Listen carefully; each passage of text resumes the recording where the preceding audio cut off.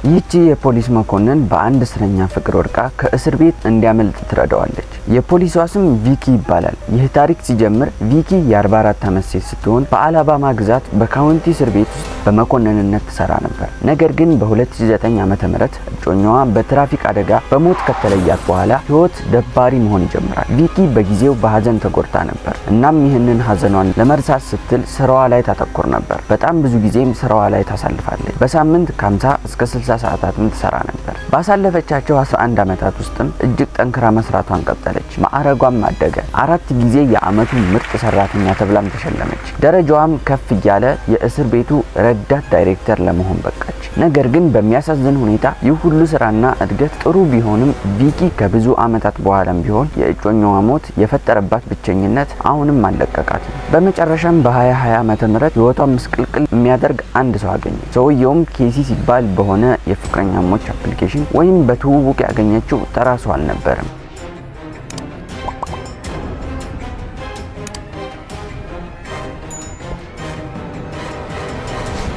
ይህ በምስሉ ላይ የምትመለከቱት ኬሲ ሲሆን የእድሜ ልክ እስራት የተፈረደበት አደገኛ ወንጀለኛ ነበር። ሰውየው ምንም ያህል መጥፎ ሰው ቢሆንም በሆነ ምክንያት ኬሲን ወደደችው፣ እሱም ወደዳት። እናም ማውራት ጀመሩ። በጊዜ ሂደትም በድብቅ የፍቅር ግንኙነት ጀመሩ። በእርግጥ የአንድ እስር ቤት ረዳት ዳይሬክተር በዚያው እስር ቤት ካለ እስረኛ ጋር የፍቅር ግንኙነት መጀመሯ ህገወጥ ነው። ግን እነሱ ግድ አልሰጣቸውም። ግንኙነታቸውን ገፉበት። በድብቅ እየተያዩ አይን ላይን ይጠቃቀሳሉ። የፍቅር ደብዳቤዎች በድብቅ ይላላካሉ። አንዳንዴም በስልክ ያወራሉ። እንዴት ስልክ እንዳገኘ ባይታወቅም በድብቅ የሚደዋወልበት ስልክ ነበረው። ግንኙነታቸውን በጣም የጠነከረ ይመስላል። ይህ እጅግ አደገኛ የሆነ ግንኙነት በዚህ ሁኔታ ለ2 ዓመታት ቀጠለ። እናም በ2022 ዓመተ ምህረት ላይ ግን ኬሲን እስር ቤት ያለ የምታገኘው ውስን ጊዜ ለሷ በቂ አልነበረም። የበለጠ እሱ ጋር መሆን ፈለገች። በጣም ስለምትወደው መሸሸግ ሳያስፈልጋት ብቻዋን ልታገኘው ፈለገች። እናም ኬሲ ከእስር ቤት እንዲያመልጥ የሚረዳው እብደት የተሞላበት እቅድ አወጣች።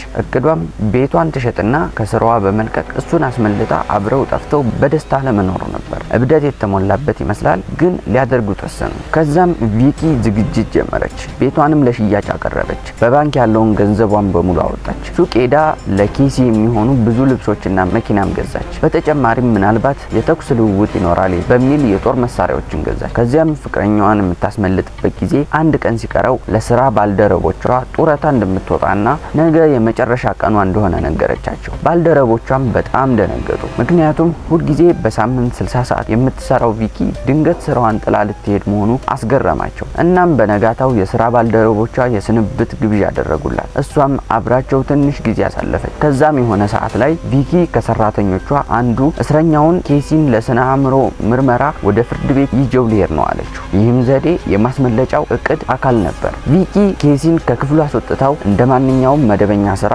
በሰላም እየመራችው ወጣች። ይህ በደህንነት ካሜራ የታየው ምስል እርሱን ይዛ ስትወጣ ያሳያል። እዚህ ጋር ደግሞ ወደ ፖሊስ መኪናዋ ሲገቡ ይታያሉ። ከዚያም በአቅራቢያው ወዳለ የመኪና ማቆሚያ ቦታ ሄዱ። እዚያም ልብሳቸውን ቀየሩና በቅርቡ ወደ ገዛችው አዲስ መኪና ተዘዋወሩ። ከዚያም አካባቢውን ጥለው ፈረጠጡ። ለሰዓታት ወደ ሰሜን አቅጣጫ በማሽከርከር ከአላባማ ከተማ ወደ ቴኒሲ ግዛት ገቡ። በዚህ መሃል እስር ቤት ውስጥ ቪኪ ከእስረኛው ጋር ከወጣች 6 ሰዓታት አልፈዋል። ሰዎችም ለምንድነው እስካሁን የማትመለሰው ብለው መጠራጠር ጀምረዋል።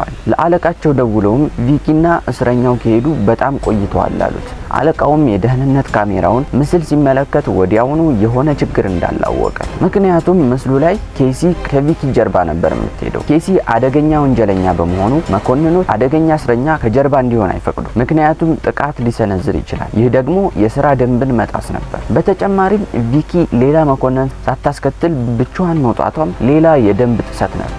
እናም ወዲያውኑ ፖሊስ ምርመራ ጀመረ። ብዙም ሳይቆይ ያችን የፖሊስ መኪና በአቅራቢያው ባለ የመኪና ማቆሚያ ውስጥ ተጥላ አገኟት። እንዲሁም ቪኪና ኬሲ በአዲሱ መኪናቸው ሲሄዱ የሚያሳይ በደህንነት ካሜራ የተቀረጸ ምስል አገኙ። በዚህ ጊዜ የግዛት ድንበር ጥሰው በመውጣታቸው የፌዴራል ፖሊሶች ጣልቃ ገቡ።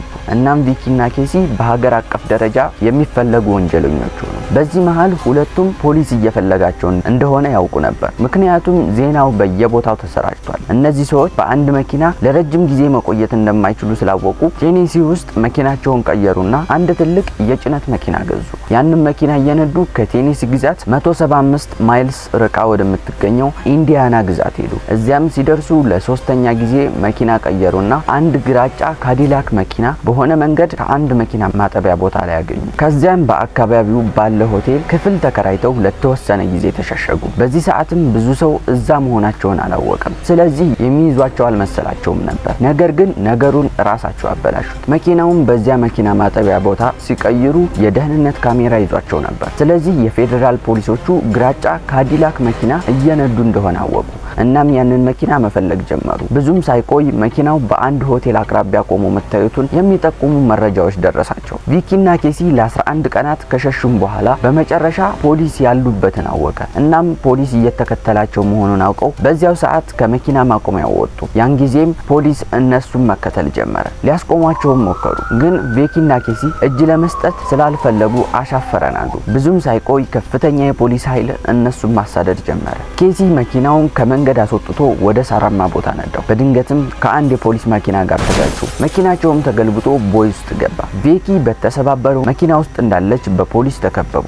የሚያመልጡበትም አማራጭ የለም። በዚህም ጊዜ በጣም ደነገጠች። ከተያዘችም ወደ እስር ቤት እንደምትገባ ታውቃለች። ይህንን ደግሞ በፍጹም አልፈለገችም። እናም ቪኪ ሽጉጧን አነሳችና ራሷን አጠፋች። ከዚያም ፖሊስ ኬሲን አወጣውና አሰረው። እዚህ ጋር ያለው ፎቶ እሱ ሲታሰር የሚያሳይ ትክክለኛ ምስል ነው። በተጨማሪም እስር ቤት ከገባ በኋላ ያለው ፎቶ ይህንን ይመስላል። ከዚህም በኋላ ኬሲ ወደ እስር ቤት ተመለሰ። ቀድሞውንም እድሜ ልክ ተፈርዶበት ነበር።